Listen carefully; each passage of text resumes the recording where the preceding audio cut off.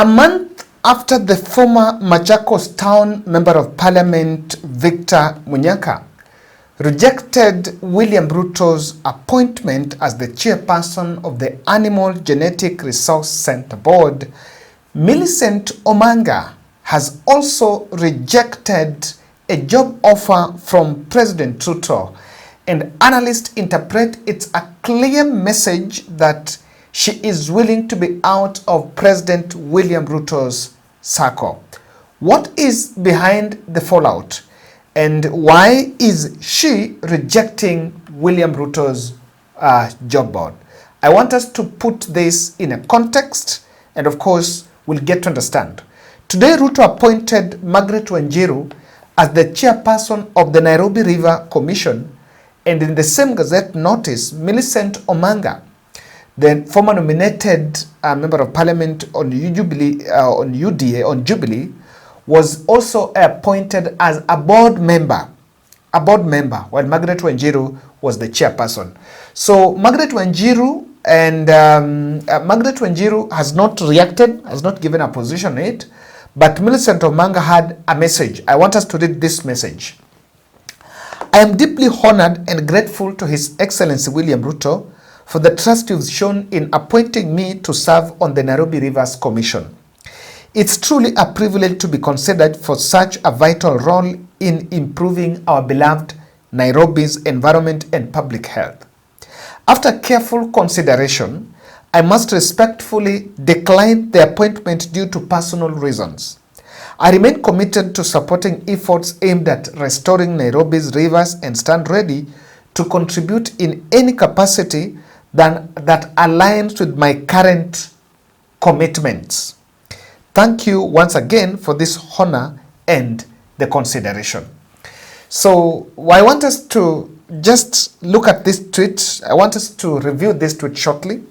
But before that review, guys, we are doing granny care for this month in the county of Nyandarua. So we are building houses for these three elderly women, the two elderly women, and the other one is these elderly senior members of this society. They are in Kipiripiri, coming from Kipipiri. Oh, I've got it in right. Kipipiri constituency, living in a squatter. The houses were swept away by rainfall, by the floods some time back. So they're using some makeshift structures, but we found it wise after this case was raised to us by one of the senior teachers from that area, so that we can do. And that is why I'm reaching on behalf of these elderly members of this society. We're doing a 100-book challenge facing to ensure that we can do this and support them. Our deficit is still wafer, but we believe that kidogo kidogo hujaza kibaba. We'll try our best because we are supposed to start that process on Monday. So on Monday we shall be on site so that tunaweza wajengea. So any amount you can have, we're doing a 100-bob challenge, but if you can do more, any amount you can do, you can help us achieve this. One of the unique things about it is, by the way, that is the first project we're doing in Nyandarua. Tumefanya vitu zingine but hatujafanya Nyandarua. That is the first place, the first point. And it goes, and again, the criteria of picking them, we're told, is hawana that support system. So I will want you to listen to a snippet of their voices here. Abereria. Hii ni Meharate Gishagi. Ninaitwa Juguna Kamande. Nilikuja hapa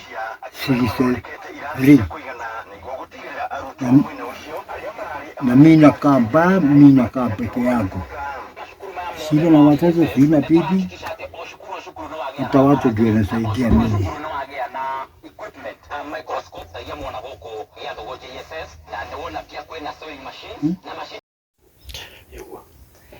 Majina ni Ale Sijoki Kinyajui. Nakaa hapa kutoka 1960. Mimi niko hapa, niko na tapu ya nyumba.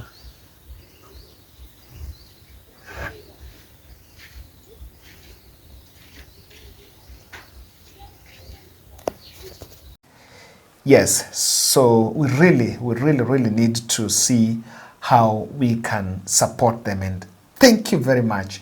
Thank you very much for those who have taken over that request, that plea. Thank you very much. I know I might not mention all the names, but I'm just so grateful, and I believe that God will bless us. Now, I've read for you the tweet by Millicent Omanga. I want us to look at, my attention is on the last paragraph. I remain committed to supporting the efforts aimed at restoring Nairobi rivers and stand ready to contribute in any capacity that aligns with my current commitments. So I don't know which are these commitments that Nani is doing, that Millicent Omanga is doing. And again, probably, I think he was expecting something else. He was expecting something else from this. Probably he's doing something on the environmental space, and he's supposed to be out to do something around it. Now, she declined that offer.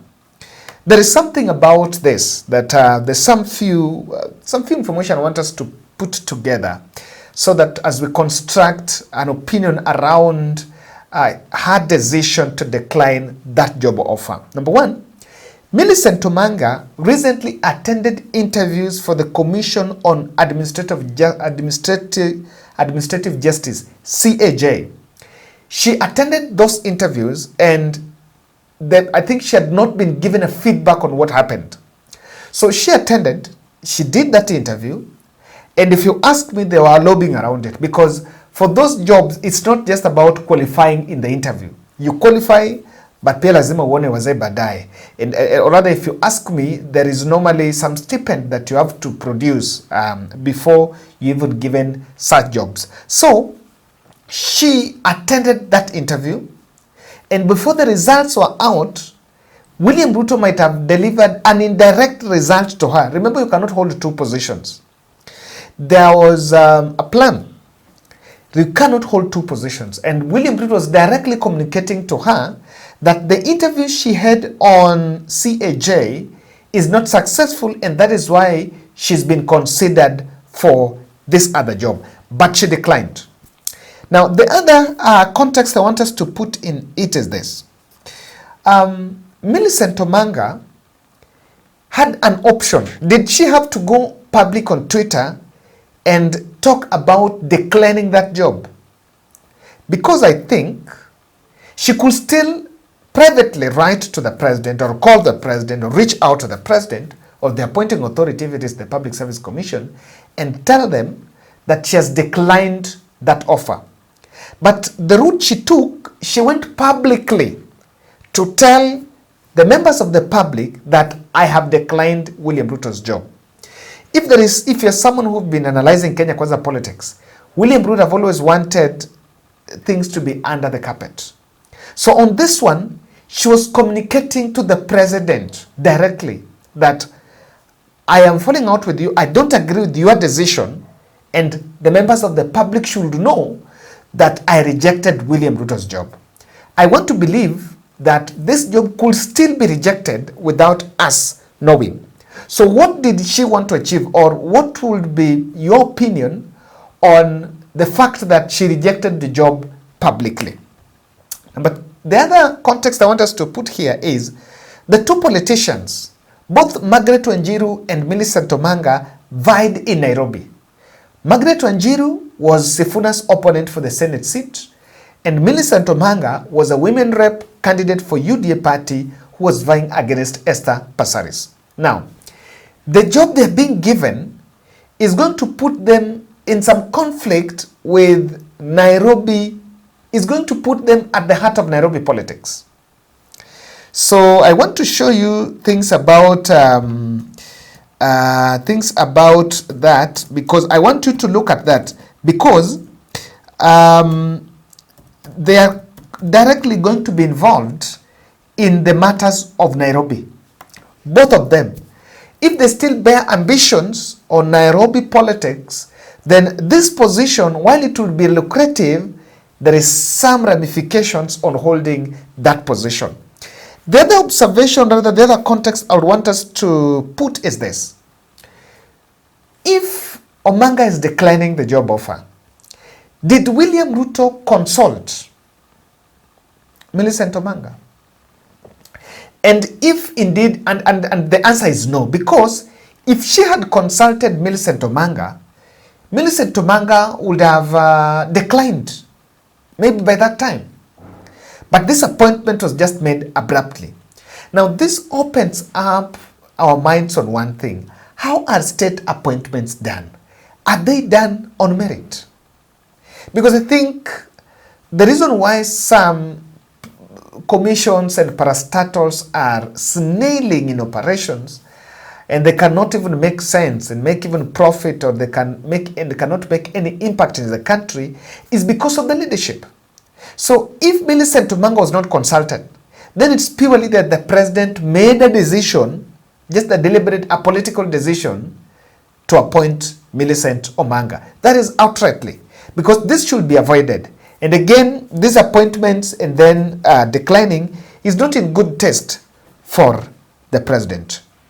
Millicent Omanga, another interesting context is she was supposed to be a CAS in the Ministry of Interior before the court issued breaks on those positions of administrative CS cabinet administrative secretaries in the Ministry of Interior, but that did not go through because the court issued breaks on such appointments. Now, there are two things that outrightly comes out from this decline.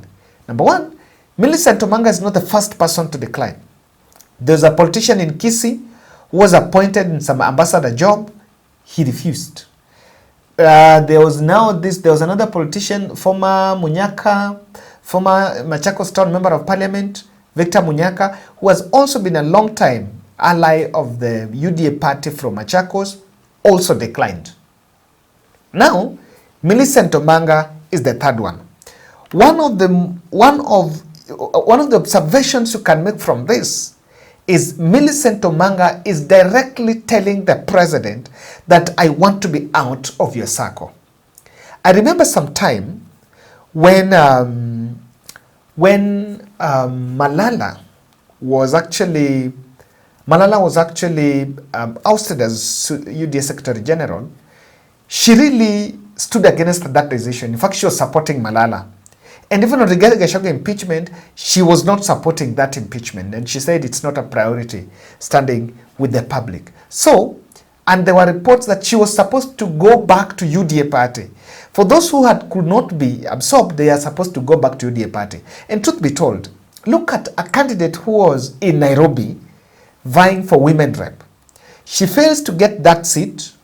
And again, 2 years later, she's being given that position. On your own assessment, do you think she's right to decline, or she ought to have taken it? Because some people are saying she could take it, then akisha ingia ndani, it's very easy to be moved from one docket to the other. And I know one thing with these parastatals, these commissions, wanapelanga mali kuna pesa. There are some parastatals and commissions that if you are given, even ministries, we have so many friends working for ministries. There are some ministries hata ukisikia ukipelekwa, you're like, no. Personally, I think, just to reveal, I think sometime last year I also got some job somewhere, and I looked at, yes, it was some parastatal somewhere mahali. It was to lobby. So we were told, someone told me, Kevin, if you can lobby and get it. Then I said, no, I don't want to get involved in the lobbying, of course. And then I later realized that the place I was being taken, haina pesa. Remember, all of it is for money. So I can tell you that they are quite behind the scene reason why Millicent Omanga could have declined that position.